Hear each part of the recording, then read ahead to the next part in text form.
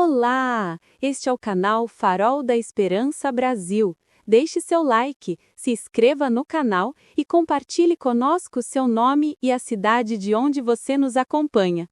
Dito isso, vamos já para o vídeo. Hebreus capítulo 11 diz assim: ora, a fé ela não será, ela é. A fé é a certeza das coisas que se esperam e a prova das coisas que não se veem. Foi por ela que os antigos alcançaram um bom testemunho. Pela fé, entendemos que os mundos foram criados pela palavra de Deus, de maneira que o visível não foi feito pelo que se vê. De maneira que o visível não foi feito pelo que se vê. Pela fé, Abel ofereceu a Deus mais excelente sacrifício que Caim, pela qual alcançou o testemunho de que era justo, dando a Deus testemunho da sua oferta, e por meio dela, depois de morto, ainda fala. Pela fé, Enoque foi transladado para não ver a morte.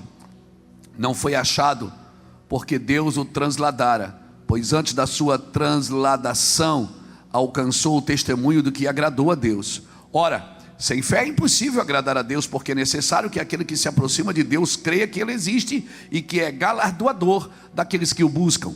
Pela fé, Noé, divinamente avisado das coisas que ainda não se viam, sendo temente a Deus, preparou uma arca para a salvação da sua casa, pela qual condenou o mundo e tornou-se herdeiro da justiça, que é segundo a fé. Pela fé, Abraão, sendo chamado para um lugar que havia de receber por herança, obedeceu e saiu, sem saber para onde ia.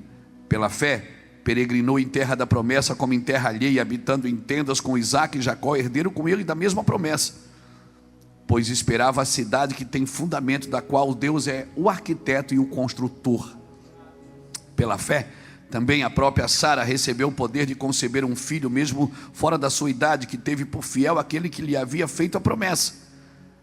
Pelo que também de esse já amortecido, descenderam tantos em multidão como as estrelas do céu e como as areias inumeráveis que está na praia do mar. Todos estes morreram na fé. Todos estes morreram na fé.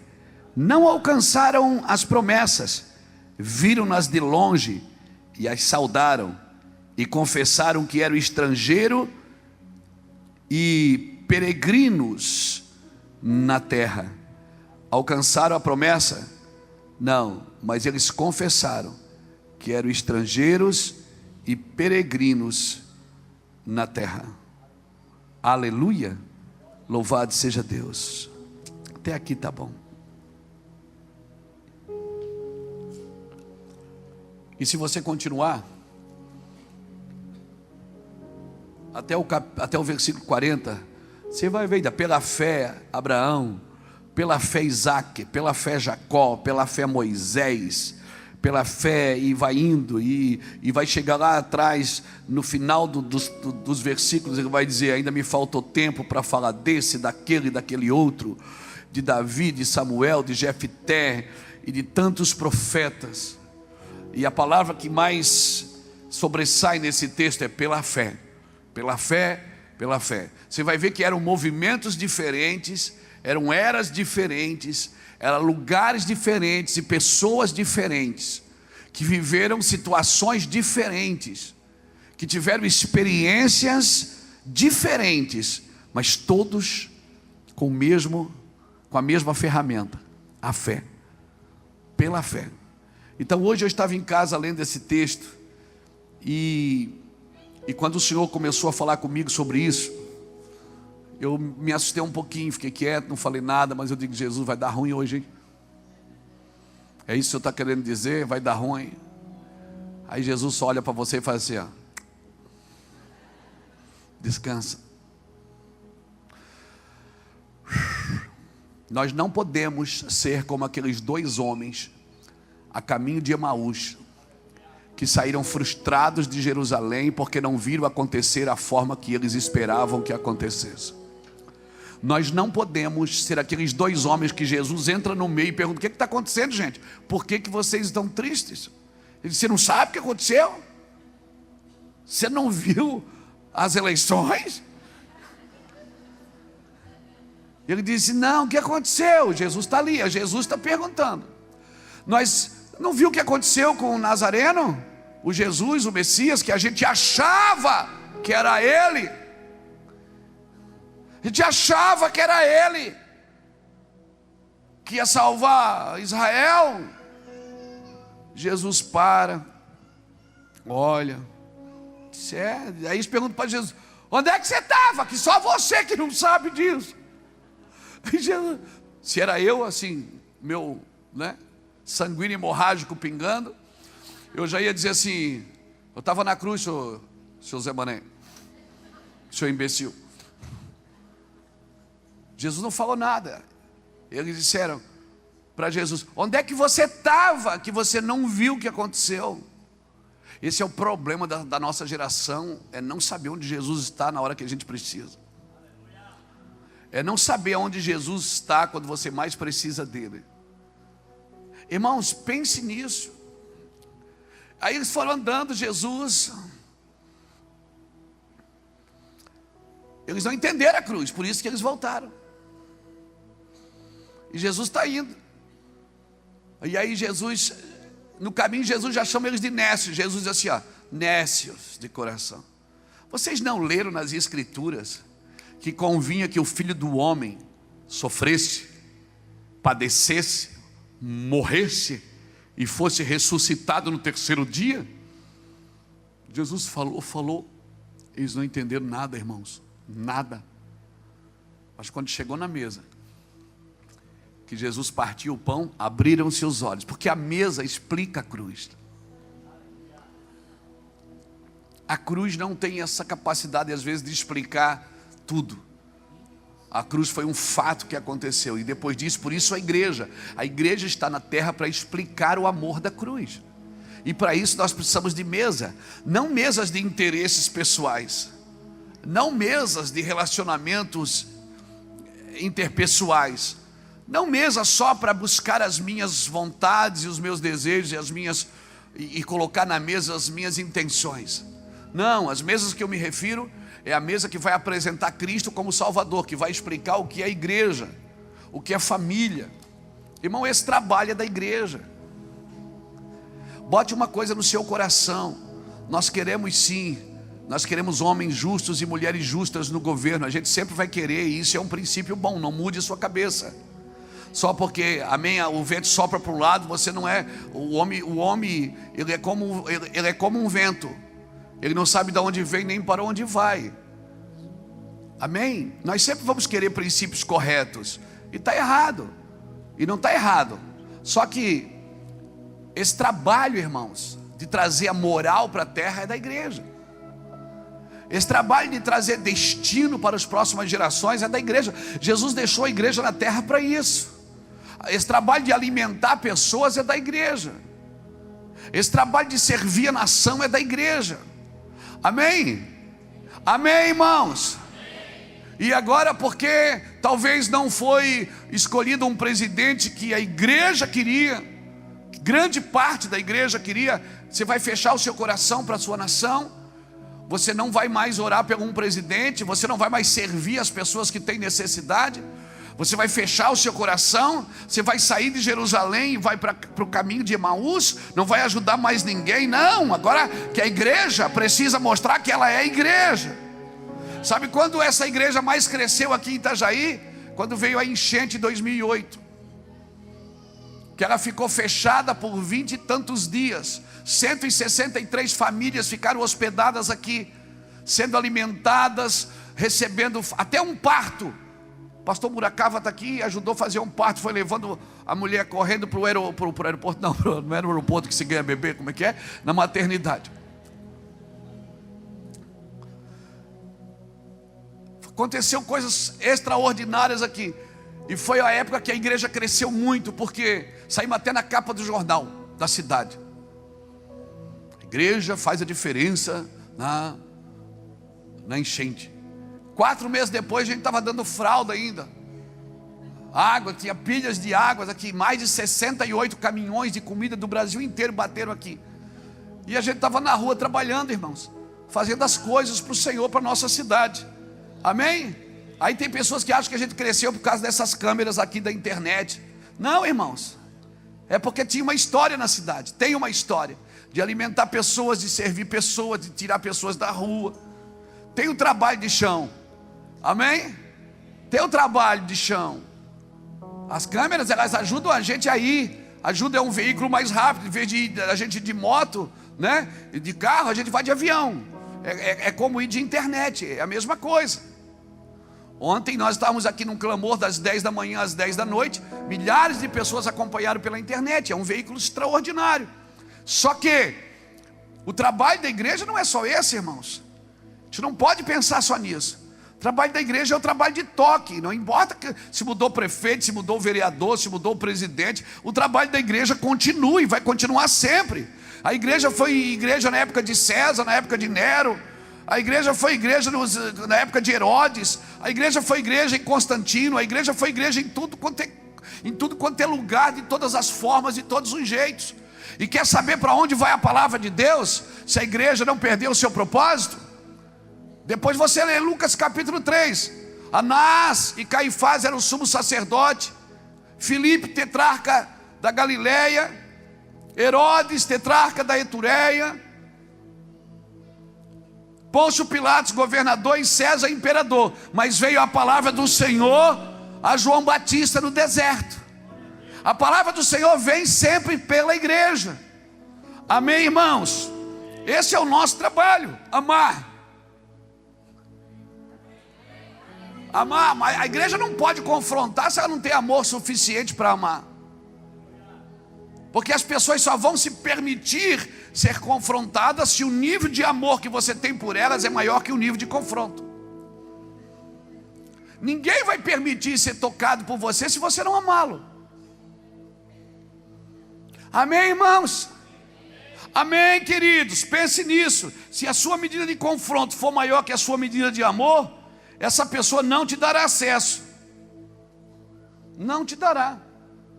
E toda pessoa tem um acesso nela no coração. Toda pessoa tem um acesso no coração. Toda pessoa tem um jeito que você fala com ela, que você toca o coração dela. Toda pessoa tem um jeitinho de falar com ela. Já descobriu aí do seu cônjuge? Não, né? Nem um amém. Aleluia. É difícil. É da esposa e do esposo é mais difícil mesmo. O pastor Juscelio falou uma coisa essa semana interessante. Estava numa live e falou uma coisa interessante. Eu estava ouvindo e guardei para mim. Muito bom. Diz, quando você, e é verdade mesmo, eu me lembro quando eu tive que fazer uma cirurgia e cheguei no hospital, fui internado, entrei com a ficha de internação. Você vai para o quarto, chega lá, a primeira coisa que a enfermeira faz, mede pressão, mede tudo e já faz um acesso. Não é assim? Já faz um acesso na sua veia. E o acesso fica ali. Para você, toda vez que colocar um remédio, precisa dar mais uma picadinha. O acesso está ali. Então, o acesso estava ali. Ela vinha, botava injeção no acesso, pronto, só sentia picada uma vez. E fiquei internado 3 dias e o acesso. Então, quando você acha o acesso do coração de alguém, o acesso está ali, irmãos. Toda vez que precisa aplicar um remédio, vai pelo acesso.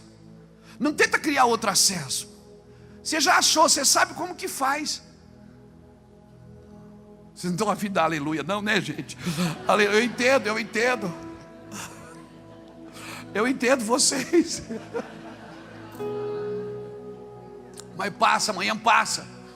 Ei, amanhã passa, meu filho. Ó, amanhã passa, a semana começa dia 1º, dia de pagamento. Te acalma aí que já vai vir. Ei, passa tudo, meu filho. Glória a Deus. Aí, o Flamengo ganhou, a Copa do Mundo está chegando, o Vasco vai subir, vai ficar tudo lindo, maravilhoso, todo mundo vai ficar alegre, aleluia. Natal está aí, 13º, aleluia. Oh, aleluia. Pronto. Você vai mudar alguma coisa na sua vida, meu filho? Sabe o que é que muda a sua vida? Quando você guarda as palavras de Deus. Porque passa o céu e passa a terra, mas a sua palavra não há de passar, meu filho. Amém? O tempo é um ilusionista. O tempo é um forasteiro que passa, meu filho. Vive a eternidade com Cristo. Vive na presença de Deus, amém? Louvado seja Deus. O tempo é um forasteiro que corre numa velocidade que, se você for atrás dele, você deixa um monte de coisa para trás, sem desfrutar, sem aproveitar, sem viver. Está aí, ó, dia passando, você trancado.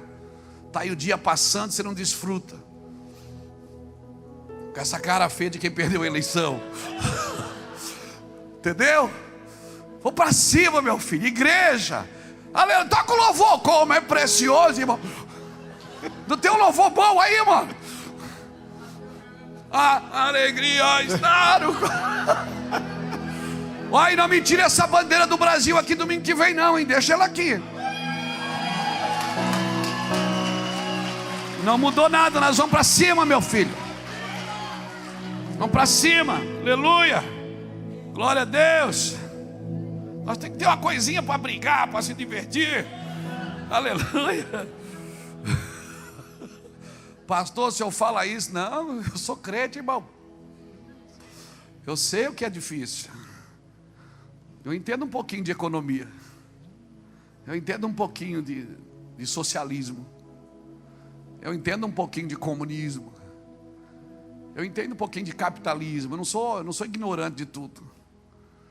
Sei que não é fácil. Não é fácil. Mas quem falou? Por isso que a Bíblia diz: onde tiver o teu tesouro, aí está o teu coração. Coloca o teu tesouro na eternidade, meu filho. Amanhã acorda de manhã, escuta eu, sério, sério. Acorda de manhã, faz um cafezão. Corre, compra um pão enquanto não sobe.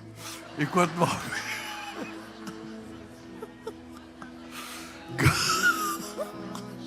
Gasta os R$600 enquanto... Meu Deus, que revelamento agora. E vamos continuar vivendo pela fé, meu amigo. Se deu certo com Abraão pela fé, se deu certo com Moisés pela fé, se deu certo com Enoque pela fé, se deu certo com Davi pela fé, vai dar certo com João, vai dar certo com a Maria, vai dar certo com o Antônio, vai dar certo com o Luiz Hermínio, vai dar certo com o Lapa, vai dar certo com todo mundo que vive pela fé.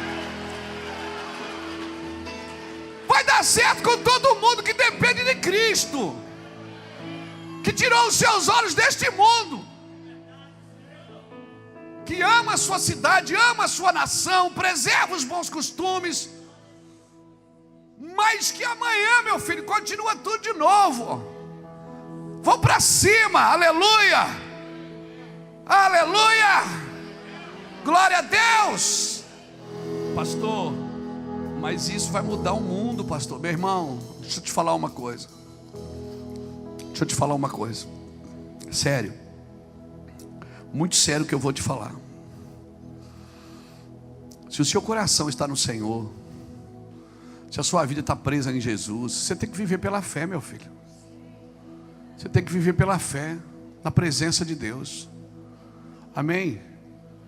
Pastor, mas vai ficar difícil. Meu amigo, deixa eu te falar uma coisa. Coloque a sua vida na presença de Deus. Coloque sua vida na presença de Deus. Se você vive pela fé, o que deu certo com eles vai dar certo com você também. Uma vez Jesus falou para Pedro assim: Pedro, o diabo me pediu para se andar com você, para peneirar você como trigo, e eu vou orar para que a tua fé não desfaleça, e quando tu te converteres, fortalece teus irmãos. Qual é a prova de um homem convertido? É um homem que está fortalecendo as outras pessoas. Se você é convertido, você vai fortalecer as pessoas, vai fortalecer os irmãos, vai derramar amor sobre a vida deles. O fato de você estar convertido significa que você está estendendo a mão. Ele diz: Pedro, quando tu te converteres, fortalece teus irmãos. Um homem e uma mulher convertida, irmão, estão fortalecendo, estão amando, estão estendendo a mão. Ah, pastor, mas é difícil. Irmãos, duas coisas que precisam ser respeitadas nesses dias. Parece que as pessoas perderam o respeito umas pelas outras. Eu e você precisamos respeitar os processos de Deus na vida de uma pessoa e na minha própria vida. E eu também preciso respeitar a diferença das pessoas. Amém, irmãos? Tem gente de todos os tipos, de todos os jeitos, de todos os gostos. Então respeite a diferença das pessoas, mesmo que elas não concordem com você, mesmo que elas não comunguem da sua mesma fé. Respeite o que elas acreditam. Eu não preciso acreditar e não vou acreditar e não vou viver, mas respeite o que elas vivem. E quando elas vierem falar com você, seja homem e mulher, diga: querido, eu particularmente não. Hoje eu conversava com um cara na internet, eu fiz uma postagem, esse cara me detonou, irmão. E papapá, eu entrei no particular com ele. Sou meu irmão, tudo que você está falando aqui eu não falei. O fato de eu ter uma posição política não significa que eu endemonizo o outro lado. Eu não estou endemonizando ninguém. Ô pastor, desculpa. No final ele estava me pedindo oração. Eu disse: não, querido, assim, ó, você não precisa ficar assim. Calma. E eu estava calmo hoje, irmão. Estava sereno. Querido. Irmão, quando um catarinense diz assim: oi, querido, sai correndo, porque é B.O.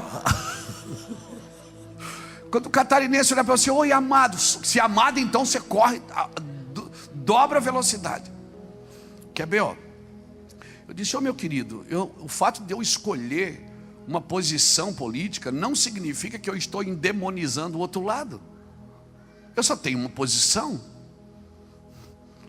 Não, isso é que eu vejo todo mundo falar assim. Mas eu não sou todo mundo. Eu não estou falando disso.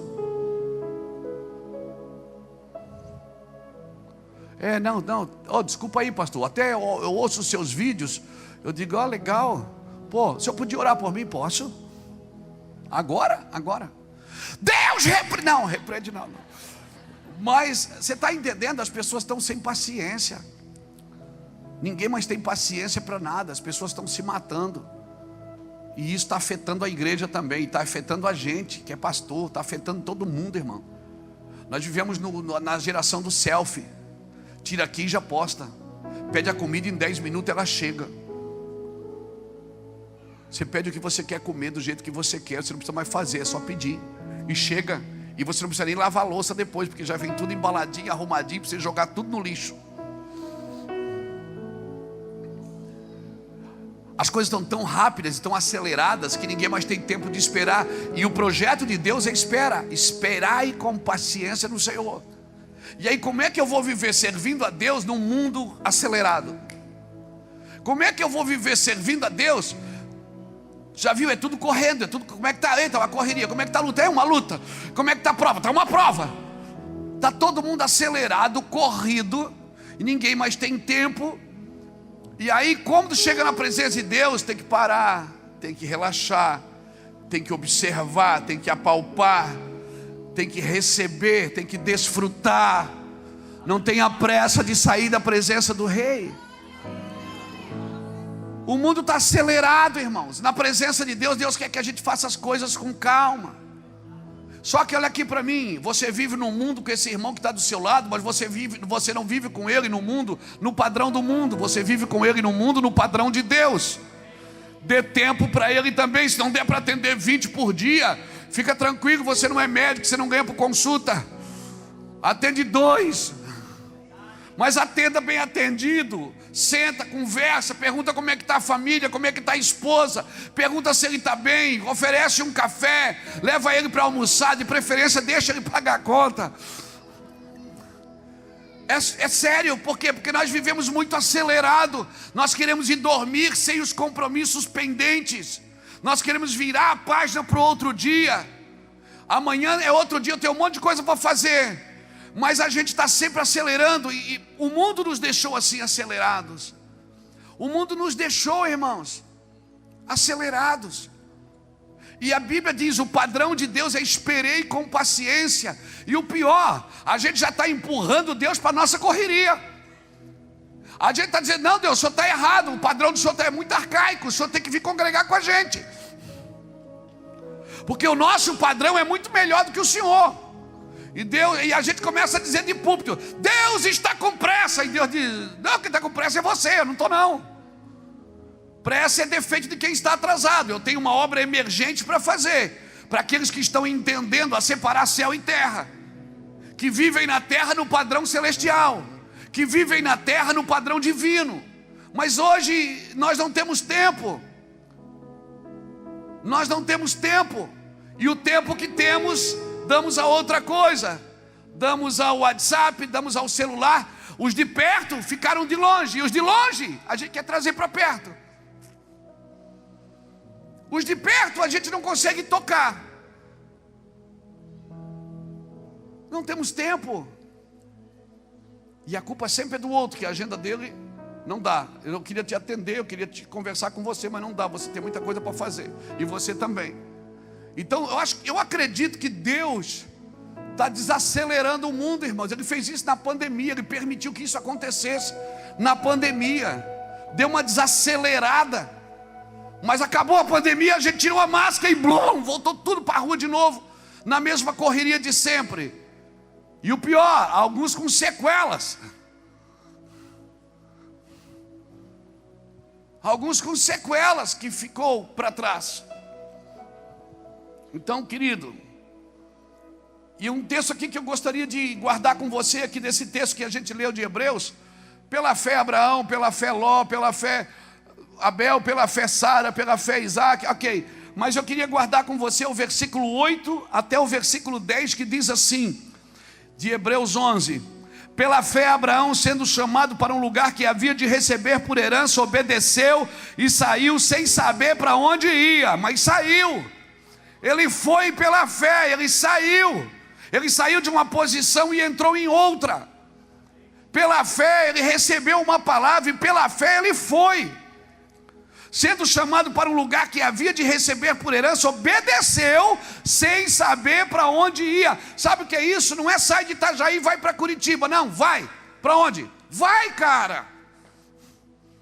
Não significa, aqui eu não quero trazer essa palavra para um lugar físico agora. Eu quero trazer para um lugar espiritual, para um lugar emocional. Muitos de nós precisamos sair de algumas posições que a gente entrou, que fechou a porta para mudanças na nossa vida, que fechou a porta para muitas coisas que poderiam estar acontecendo, mas não, a gente fez uma decisão. E agora, as escolhas que a gente tem não estão submissas à nossa decisão. Parece que a nossa decisão nos prendeu num lugar, parece que Deus se tornou inalcançável.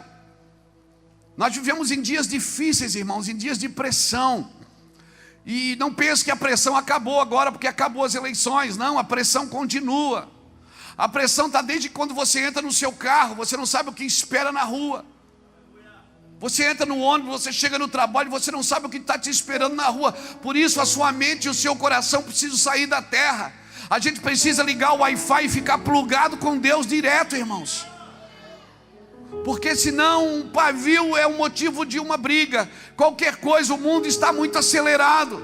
As pessoas estão com pressas, elas têm prazo para enriquecer, elas têm prazo para se dar bem na vida, elas têm prazo, o mundo, a hora está passando, o dia está passando. E a Bíblia diz que não é do ligeiros o prêmio, nem dos valentes a vitória. Essa corrida, irmãos, não é uma corrida de 100 metros, cujo oponente é o outro que está ali. Essa corrida com Jesus é correr a carreira que te está proposta. Correr a carreira que te está proposta não é uma corrida de 100 metros com obstáculo, é uma maratona. Quando você corre 100 metros, você está competindo com outro. Quando você corre uma maratona, você está competindo com as suas limitações. Porque o maratonista, às vezes ele chega lá em 24º, 58º, e ele passa a faixa, desliga o reloginho e celebra, ele não ganhou nada, mas ele conseguiu atravessar a faixa. Porque a maratona não ganha quem chega primeiro, ganha quem chega. Então a corrida com o Senhor, a corrida que está proposta para você, não é uma corrida ambiciosa, não é uma corrida de vaidades, não é uma corrida competitiva com alguém, é a corrida da minha vida. Deus me chamou, E eu preciso dar respostas para aquilo que Deus me deu. Eu tenho uma corrida e essa corrida eu não corro na minha força, tem que ser pela fé, meu amigo. Essa corrida é pela fé em Cristo, não é na minha força. Às vezes eu viajo com os meninos, vai eu, que não são tão meninos assim, né, irmão? Isso aqui foi garçom da Santa Ceia. O Cris foi comandante de bordo do 14 bis. Então eu viajo com eles, eu, o Cris, o Mica. E às vezes a gente se vira, vai de um estado, vai para outro, pega avião. Meu Deus, é uma correria. E aí eu sento com eles no cafezinho do restaurante ali do aeroporto. Eu digo assim, gente, vai valer a pena tudo isso que a gente está fazendo, não vai? Vai, pastor, não, vai valer. Não, vai valer mesmo, vai valer a pena. E às vezes a gente chega em algum estado para pregar, eles querem sugar a gente. Sabe aquele moedor de cana assim? Passa a cana, passa. Quando você diz, chega! Eles ainda dão 3 dobras e botam um limão dentro e mais uma. Eles querem que você pregue de manhã, de tarde, de noite, de madrugada. Querem sentar à mesa de pastor, quer atender. Pastor, tem um pastor que quer atender. Vai lá em Itajaí. E a gente não, né? Meu Deus, a correria para comer, para dormir. No outro dia de manhã tem culto. E ele não sabe quando a gente vai voltar ali de novo. E às vezes eu fico pensando com ele, será que tudo isso vai valer a pena?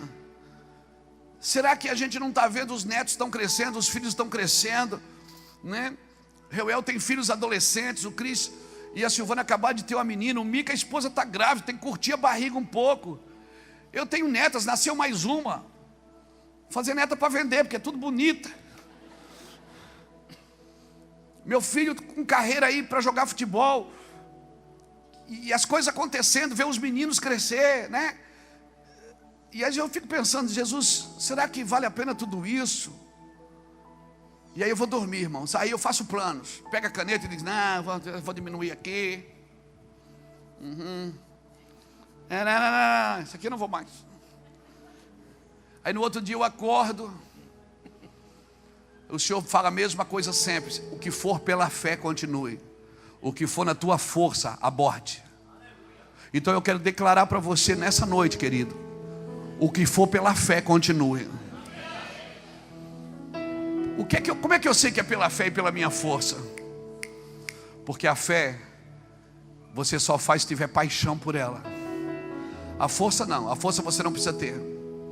Você precisa ter paixão. Então eu vou dar um conselho para você. Levanta a mão assim, ó. Diminui a força e entre mais na paixão. Não é por força nem por violência, é pelo meu espírito, diz o Senhor. Diminui um pouco a força. Tira um pouco o pé do acelerador, porque quanto mais você acelerar, mais você vai ter que frear. E não adianta, essa carreira você não está em chegar primeiro, está em chegar no final. Amém? Isso não é uma corrida de 100 metros, é uma maratona, irmãos. Então, quando eu vejo essa palavra aqui, de Hebreus 11, versículo 8, na hora você tem que ler o 9 também. Pela fé, Abraão peregrinou na terra da promessa, como em terra alheia. E sabe o que Abraão fazia? Habitava em tendas com Isaac e com Jacó. Já estava na 3ª geração, herdeiro com ele da mesma promessa. Não, irmão, você precisa entender isso. Deus falou para Abraão, vou te dar uma terra. É a tua promessa. Abraão chega na terra, pronto, chegou, atravessou a fronteira, a terra é dele. Ele está ali já na terceira geração, Abraão, Isaac e Jacó. A terra é dele. E a Bíblia diz que ele continuava habitando em tendas. Por que, se a terra é minha, por que eu não vou fazer nada aqui? É meu. Deus me deu, não está errado. Mas Abraão diz, por que ele habitava em tendas? O versículo 10 diz isso. Bota aqui o 10 para mim, meu filho. Porque esperava a cidade que tem fundamentos, da qual o artífice é construtor e construtor é Deus. A minha tradução, que é muito melhor do que essa, diz assim: pois esperava a cidade que tem fundamentos, do qual Deus é o arquiteto e o construtor. Sabe por que Abraão habitava em tendas? Ele estava dizendo o seguinte: eu não vou fazer nada na minha força, eu estou esperando uma cidade. Abraão viu a cidade que você está querendo ir para ela antes de todos nós, irmãos. Abraão viu a cidade antes de nós, ele sabia que ela existia. Por isso que ele é o pai da fé. Abraão viu coisa que você não viu. Abraão viu coisa Por isso que Jesus dizia, se vocês fossem filhos de Abraão, ele dizia para os fariseus, vocês tinham visto o que Abraão viu, porque Abraão viu o meu dia e glorificou. Abraão, por que ele foi matar Isaque, seu filho? Porque quando Abraão foi fazer isso, ele pré-anunciou o que Deus ia fazer com o filho dele. Abraão vivia na fé, porque quem vive na fé, irmãos, com a sua vida vai pré-anunciar o que está por vir nos próximos dias. Quem vive na fé não vive na sua força, não vive na sua ignorância, não vive na sua arrogância, não vive na sua soberba, não vive depositando todas as fichas em si mesmo. Quem vive na fé vive na dependência total do Espírito de Deus. Quem vive na fé vive na dependência. Mas eu estou ficando velho e meu Deus, está passando o tempo, não vai dar nada. Será que eu vou ficar assim mesmo? Fica tranquilo, irmão. Fica tranquilo. Deus tem um plano para você. E se você na velhice estiver mendigando, então não foi para Deus que você trabalhou. Foi para você mesmo, porque eu fui moço e agora sou velho e nunca vi um justo desamparado, nem a sua descendência mendigar o pão. Fica tranquilo, irmão, deixa mudar presidente, deixa mudar governo, deixa, uma pena, porque pelo que estava sendo construído, precisava de mais uns 10 anos aí para frente, mas vai que, você não sabe o que vai acontecer em janeiro, você não sabe, nem eu só imagino com as minhas cacholas proféticas aqui. Excelência! Então tá. Deixa eu te falar uma coisa.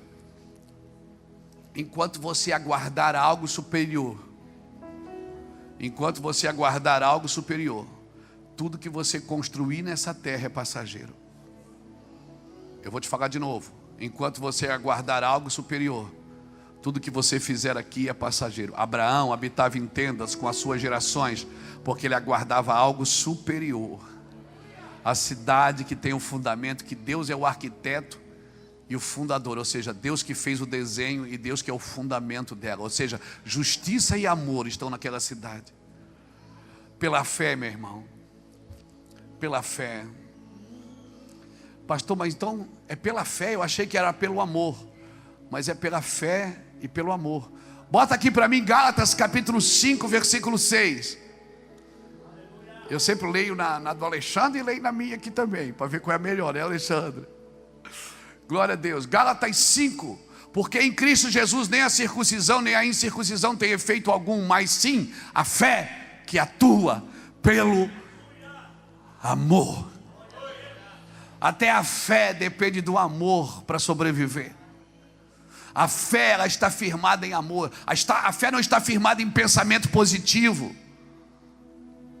Não, a fé está firmada em amor. Por isso que uma pessoa que diz que tem fé, ela precisa ter primeiro amor. Não, mas eu conheço as verdades de Cristo. Irmãos, as verdades de Deus, quando elas passam pela minha vida, elas não se tornam a minha verdade, elas continuam sendo a verdade de Cristo. Amém? Então nós precisamos entender que essa construção, estamos construindo a casa, compramos o terreno logo, quem sabe vamos construir a igreja. O pastor Júnior constrói lá no Nordeste, estamos construindo em vários lugares. São construções, tijolos, templos, cimentos. Mas eu falo de uma construção pela fé, irmãos. Uma construção em você, um lugar espaçoso para Deus habitar. Eu chamo isso de uma revolução silenciosa. É uma revolução silenciosa. E se você olhar na Bíblia, as duas vezes que teve silêncio, por 400 anos, da escravidão do povo até Moisés, e de Malaquias até a Jesus, Deus trabalha no Sicílio, irmãos. Águas profundas são águas silenciosas. Você lembra aquele testemunho daquele casal que estavam na Indonésia, mergulhando, que quando veio o tsunami passou por eles, quando eles chegaram na praia, que eles viram a destruição, eles não sabiam o que tinha acontecido, porque eles estavam em águas, eles estavam mergulhando, o tsunami passou por cima deles. Águas profundas são silenciosas, irmãos, não são turbulentas. Amém? Então mergulha, meu filho, vai aí para dentro, mergulha. Nós estamos acostumados com o barulho, com a confusão, com a competição, mas Deus trabalha no cecílio. Deus, para falar com Elias, não falou no vento, não falou na tempestade, não falou no fogo, falou na calmaria, falou no cecílio. E 1 Reis, essa palavra é tremenda, 1 Reis capítulo 6, versículo 7, meu querido. 1 Reis capítulo 6, versículo 7. 1 Reis é antes de 2 Reis. Vamos lá. 1 Reis. É 1 Reis. Capítulo 6, versículo 7. Tempo.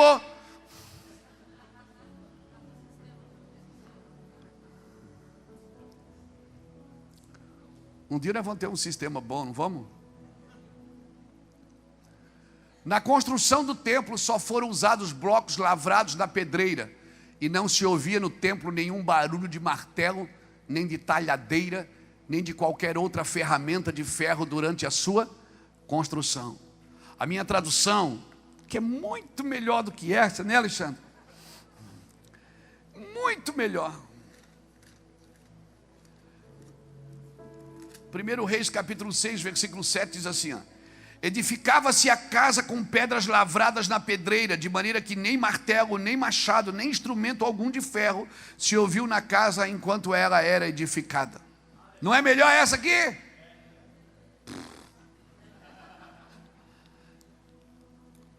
Eles estavam fazendo o templo de pedra. 46 anos, né? Levou para fazer o templo, 46 ou 43? 40 anos, 40 e tantos anos. Eles tinham que medir e tirar a pedra da pedreira e trazer a pedra já medida para o templo. Quando ela chegava aqui no templo, ela tinha que encaixar, não podia ter barulho de martelo, nem de ferramenta nenhuma no templo. Porque é assim que Deus cura as pessoas na igreja, irmãos. É assim que Deus cura você. Você é o templo do Senhor. A igreja é o prédio. A igreja física é o prédio. A igreja mística somos nós, o corpo de Cristo. É assim que Deus trabalha na gente. A gente se alegra, pula, canta, dança, celebra, fica triste. Mas quando Deus está trabalhando em você, irmãos, não tem ferramenta de ninguém. Não tem ferramenta de homem. Nós acabamos de sair de um evento agora, talvez um evento mais libertador do nosso ministério, a Casa do Oleiro. Trabalho mesmo, é quebraceira de vaso, irmão. Quem está aí da Casa do Oleiro? Tão vivo, tão vivo. E a Casa do Oleiro nada mais é do que um batismo de continuidade. Quando Jeremias fala isso no capítulo 18 do seu livro, Jeremias disse, Deus disse para mim descer que ele ia falar comigo. Então eu vi, Deus não falou, Deus primeiro mostrou para ele. E ele viu que o vaso quebrava na mão do oleiro. E ele, depois que o vaso quebrou, ele viu que, então disse o Senhor a Jeremias, por acaso eu não posso fazer assim com a casa de Israel? Primeiro Deus mostrou para depois falar. Então, quando você está num lugar onde o vaso é quebrado, onde você está sendo esmiuçado, irmão, isso é um batismo de continuidade. Esse é o lugar de avivamento para a sua vida. Mas não, a nossa geração prefere luz, câmera, ação. A nossa geração prefere o tira-gosto gospel. Nós preferimos a coisa mais rápida, mais fácil, o fast food. Nós temos dificuldade, como eu disse, de esperar o tratamento. E às vezes quando não tem barulho nenhum, a gente acha que Deus não está trabalhando. A presença de Deus não está aqui, não tem palma. Ninguém deu aleluia, ninguém deu glória a Deus. Está todo mundo quieto, desanimado. E a palavra está entrando, e a faca está entrando. Mas não, nós preferimos curar a febre, não a infecção. E por isso eu vou tomando remédio para a febre todo domingo. E tem uma infecção há 20 anos que ela nunca foi tirada de mim. Porque enquanto cantarem as músicas bonitas, enquanto o pregador for aquele que eu gosto, uau! Uau! Que benção, que culto abençoado! Mas isso não é avivamento. Avivamento não existe sem lágrimas, sem choros de arrependimento, sem reconhecimento de transformação. Eu preciso mudar, eu preciso ser transformado. Isso só pela fé, todos esses homens viveram restaurações. E restauração não é reparo nem reforma, é necessário nascer de novo. É necessário nascer de novo. Mas eu me resolvo, eu já tenho a promessa.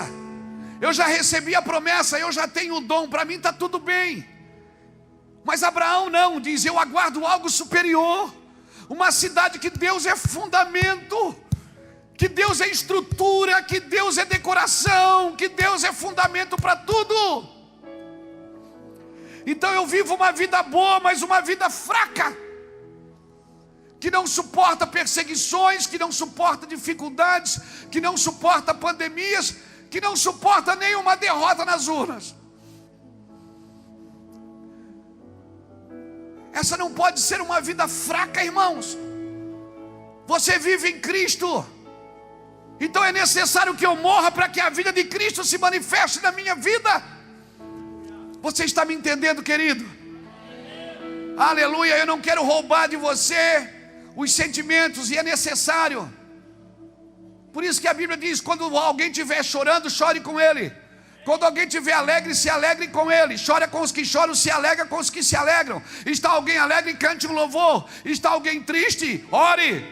Está alguém doente, unja com óleo. Faça alguma coisa. Ele está dizendo: se movimente, e não tem problema. Ora você está alegre, ora você está triste. Eu não quero roubar esse lugar de você. É necessário que você tenha os sentimentos. Isso é bom, não é ruim. O que não pode acontecer é eu não entender a movimentação dos céus. Quando o Senhor disse: eu toco flauta e vocês não dançam, eu choro e vocês não planteiam. Ou seja, vocês estão desfocados do ritmo e da sintonia. Que geração eu comparo? Eu comparo essa geração a meninos nas praças. Toquei e não dançaste, pranteei e não choraste. Ou seja, vocês não estão de acordo com a minha voz. Vocês não estão de acordo com aquilo que eu estou movimentando. Então é assim que o Senhor constrói, em silêncio, pela palavra, construções claras, sem muito alarido. E a nuvem de glória vem depois, aí a glória está feita. A nuvem de glória vem depois, e aí a glória está feita. A unção vem, e aí já era. Outro texto também, Deuteronômio 27, versículo 5. Edificarás para o Senhor um altar de pedras, não usarás ferramentas sobre elas, faz de pedra inteira.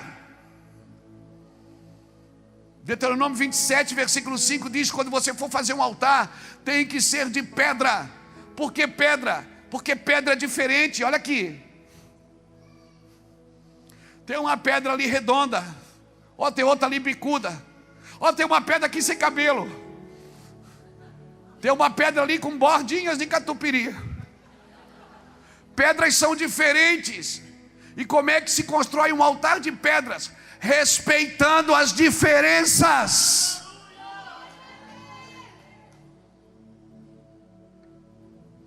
Desde que isso não implique no governo de Deus. Então eu posso olhar para a pessoa e dizer: eu não concordo com você, mas eu amo você em Cristo. É porque a gente tem medo de falar o óbvio. Por isso que a gente vive numa sociedade falsa, numa sociedade frustrada. Por quê? Porque ninguém tem coragem de falar o que é verdadeiro. Já parte para a ignorância, já quer brigar. Por quê? Porque se não concordou comigo, a gente usa até a Bíblia, né? De maneira nenhuma poderão andar dois juntos. Mas o que nos une é muito maior do que aquilo que nós discordamos. Se o que te une é Jesus, então Jesus é muito maior do que tudo isso. Se o que nos une é Cristo, Cristo é muito maior do que tudo isso, irmãos. Do que tudo isso. Amém? Hoje não mais, graças a Deus, mas antigamente a pessoa aceitava Jesus, ela não ia mais na casa dos parentes, porque eles eram católicos. Porque eles adoravam imagem. Chegava lá, tinha uma santa. Aí chegava: não vou mais lá, porque lá tem uma santa. Deus, o sangue de Jesus. Ô, crente, se liga. Deixou de comer a melhor maionese da sua vida, feita pela sua mãe, pela sua avó, porque tinha santa na sala.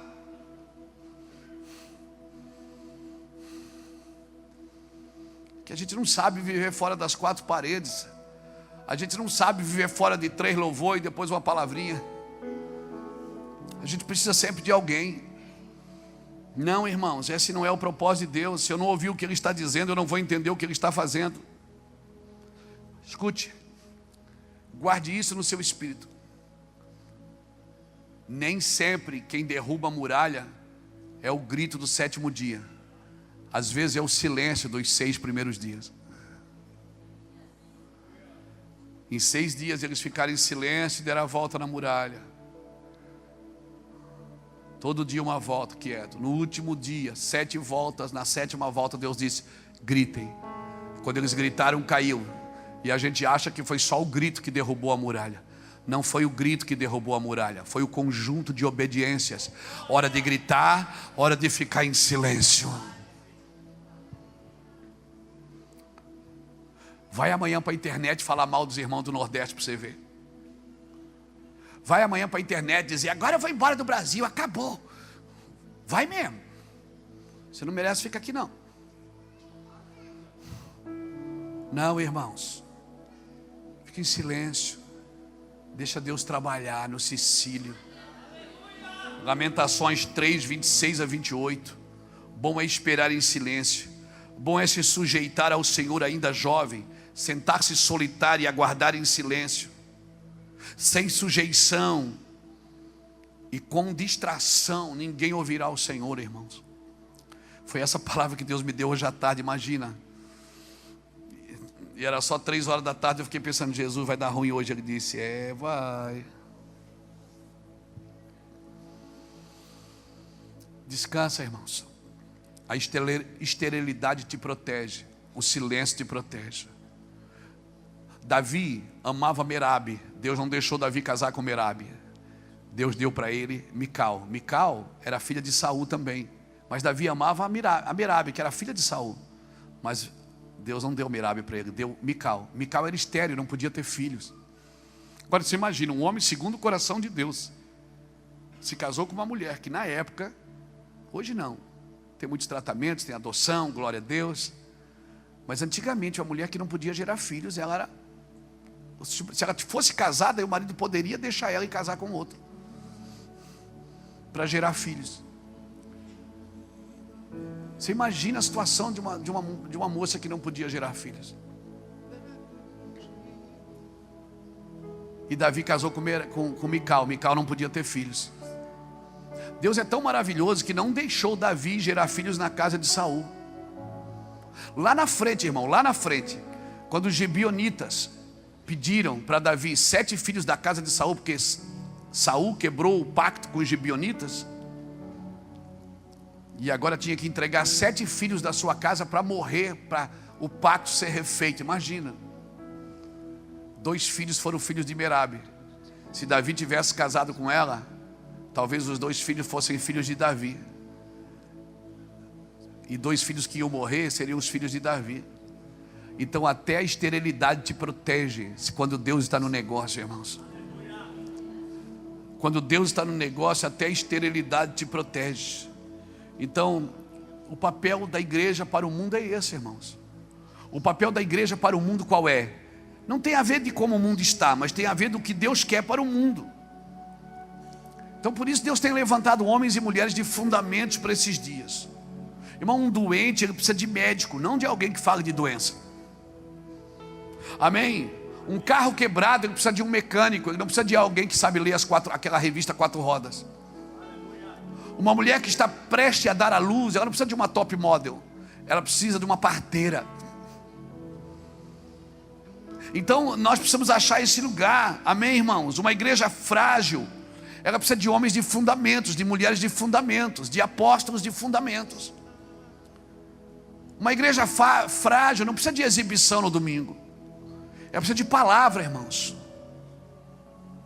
E a gente diz assim: mas a igreja do Senhor está dividida, porque o irmão saiu dali e abriu outra igreja, o outro saiu e abriu outra igreja. Irmão, eu vou te falar uma coisa sobre divisão que eu penso. Às vezes o próprio Deus promove, porque se um lugar perder o poder da palavra de Deus e perder a força que a palavra tem, o próprio Deus tira o povo dali e começa em outro lugar. Quando Davi saiu da casa de Saul, Deus não ficou com Saul, Deus foi com Davi, irmão. Então entenda isso. Por isso que a Bíblia fala em 1 Coríntios capítulo 3, eu acho que é o versículo 8 a 10, que nós precisamos entender sobre construção, porque foi isso que Abraão entendeu. Ele disse: eu não vou fazer nada porque eu estou esperando algo superior. Irmão, um apóstolo, um pastor, um profeta, um empresário entendido com fundamentos, ele é um prudente e experiente construtor, amém? Uma igreja frágil, ela precisa de um apóstolo, não de alguém que leu alguns manuais e ministrou algumas coisas. Não, irmãos, ela precisa de alguém forte, no ensino, de alguém forte no fundamento, de alguém forte que quando venha o problema suporte o peso, irmãos. Não de uma fé logística que ensina as pessoas a ganhar dinheiro, e se em 7 semanas não funcionar, a gente muda a campanha, faz outra.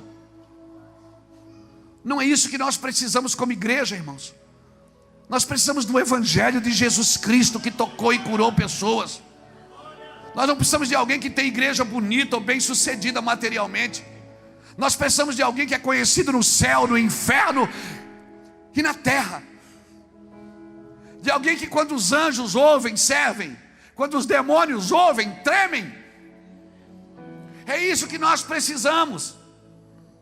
Então, homens e mulheres de Deus, eles estão sempre esperando algo superior, Beto. Sempre esperando algo superior. Ele espera a cidade que tem um fundamento, da qual Deus é o arquiteto e o construtor.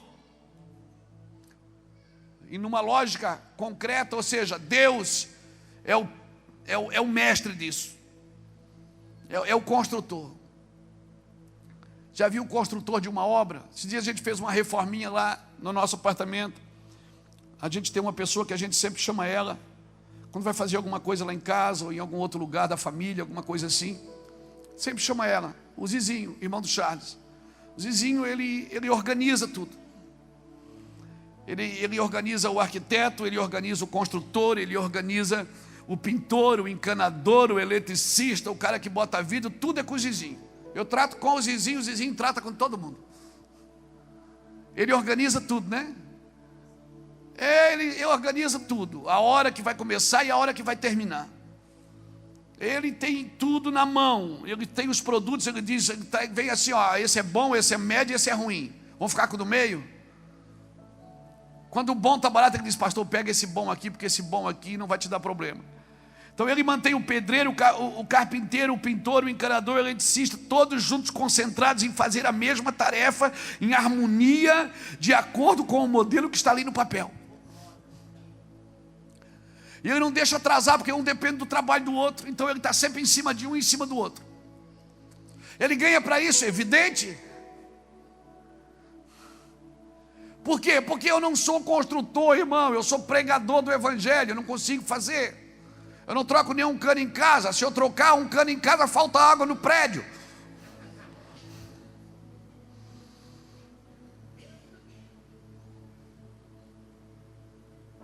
Quando quebra alguma coisa lá em casa, já olha para mim: foi tu que fizeste? Não fui eu. Então ele mantém tudo isso. Esse é o trabalho apostólico da igreja. É o trabalho dos irmãos. Esse minucioso, essa minuciosa edificação de fundamento. Esse cuidado que a gente tem, irmãos. Às vezes o culto fica chato.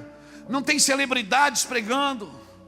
Não tem celebridades ministrando, só o réu, aleluia. Não tem muita luz, câmeração, mas é o fundamento que a gente precisa. Não que os irmãos cérebros não tenham fundamentos, não é isso que eu estou tentando dizer. Eu estou tentando dizer que não tem pão e circo, irmão. A igreja não pode ser movida de pão e circo. Amém?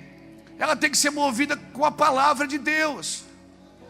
Enquanto nós ficarmos com essa mentalidade, procurando uma igreja confortável, uma igreja adequada, um templo que eu me dê bem, um pregador que fale na minha alma, alguém que cante as músicas que eu gosto, irmão, isso não é evangelho.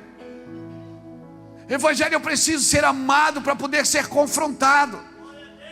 Eu preciso ensinar as pessoas a viver por fé, não na dependência de um pregador ou de uma caixinha de oração. Embora tudo isso é importante, mas não substitui o teu relacionamento com Cristo. Amém, irmãos? Então eu e você precisamos de uma decisão radical de amar. Eu e você precisamos de uma radical decisão de amar e de sempre examinar as Escrituras para ver se o nosso amor está de acordo com o amor de Cristo. Porque o amor de Cristo Ele nunca deixou de amar por causa da sua justiça. E nunca deixou de aplicar justiça por causa do seu amor. Porque a justiça de Cristo, ela tem por objetivo restaurar e não punir. A justiça de Cristo, ela tem por objetivo restaurar e não punir. E a igreja às vezes parece que não acredita que Deus pode perdoar sem punir. Então ela fica criando punição para as pessoas. Não, irmão, Deus perdoa sem punir. E para isso Jesus morreu na cruz. Mas Ele sempre deixa um recado: vai e não faz mais, vai e não faz de novo. Amém? Amém? Jesus nunca constrangeu ninguém com a sua santidade, sempre foi com o seu amor. As pessoas se sentiam tão amadas que elas ficavam constrangidas. Zaqueu olhou para ele e disse: eu sou ladrão. Ele disse: eu sei. Não, mas o senhor não entendeu, eu quero devolver 4 vezes mais. Oh, que benção, Zaqueu. Senhor, eu sou ladrão. Tá bom, Zaqueu, você já falou. Então entenda isso. Não se trata só de colocar informações na mente de alguém, porque eu posso ensinar muito bem aquilo que eu vivo muito mal. Eu tenho que ter esse cuidado. Nós somos ministros de uma nova aliança, não da carne, mas do Espírito. Diz a Bíblia em 2 Coríntios capítulo 3, versículo 6. Nós fomos chamados como ministros de uma nova aliança, ministros que manifestam as instruções através da sua glória, com o rosto descoberto. Com o rosto descoberto, diz o apóstolo Paulo em 2 Coríntios capítulo 3, versículo 6 em diante. Leia até o versículo 18 do capítulo 3 de 2 Coríntios, do versículo 3 até o 18, você lê em casa. Você vai ver Paulo dizendo: com o rosto descoberto nós manifestamos de glória em glória. Amém? Então eu tenho que manifestar a instrução através da glória? Lembra da parábola dos 10, parábola não, da cura dos 10 leprosos? Lembra? Quantos foram curados? 10 receberam a glória. Quantos vieram agradecer? 1. Quando aquele veio, só ele recebeu a instrução de como ele deveria fazer. Porque a instrução sempre é para aqueles que reverenciam a glória. Quem reverencia a glória vai receber a instrução. Quando ele veio para Jesus agradecer, Jesus disse: agora pega, vai lá, te apresenta ao sacerdote, faz tudo direitinho como manda o figurino, faz lá, faz bonitinho, não tem problema não. Você pode fazer bonitinho, faz certinho. Mas a instrução é para quem reverencia a glória, irmão. Por isso que nós temos um monte de gente nas igrejas brasileiras, cheio de glória, sem instrução. Na outra balança temos muita instrução, sem glória. A glória sempre vem e a instrução vem também. Você está disposto a ouvir Jesus, o que Ele quer que você faça? Eu preciso experimentar a glória.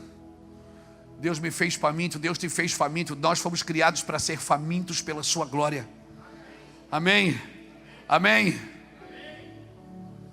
E quem sacia a sua fome em Cristo nunca será saciado por outra coisa. Quem sacia a sua fome em Cristo, quem aponta para Cristo o seu evangelho, nunca será saciado com outras coisas. Por isso, irmão, você pode ter dinheiro, o dinheiro não vai te desviar, meu filho. Você pode ficar rico, você pode ficar famoso, você pode morar num lugar abençoado, ter um carro abençoado. Fica tranquilo, você não vai desviar. Por quê? Porque você tem fome e a sua fome está apontada para Cristo. E dinheiro não vai te preencher, sexo não vai te preencher, nada, fama não vai te preencher. Traz alegria momentânea, mas logo passa, porque isso é glória de homens. E a nossa justiça não está presa em glória de homens. A nossa justiça está presa em Jesus Cristo. Aleluia, aleluia. Você está me entendendo isso? Essa fome que você tem, mas eu tô buscando a Deus, eu estou com fome de Deus. Essa fome não se originou em mim, essa fome veio dele para mim. É Ele que coloca a fome. Aí você pensa, se eu buscar mais, eu vou ter mais. Então eu vou buscar mais, eu vou mais para o monte, eu vou dar mais dízimo, eu vou fazer mais, eu vou fazer mais. E Deus diz, não, não é por sua força, não é o quanto você se esforça para fazer, mas o quanto você é apaixonado pelo que você faz. Aleluia, alguém está me entendendo aqui? Glória a Jesus. Então, pastor, eu estou sem força para lutar, porque você lutou na sua força. Não, você tem que se render mais. A glória está em se render mais e não em lutar mais. Se renda mais. Fica de pé comigo. Glória a Deus. Que bom que você ficou até o final do vídeo. Nos diga, o que foi que mais te chamou a atenção nessa mensagem? Não se esqueça de curtir esse vídeo e de se inscrever no canal. Muito obrigado e Deus te abençoe.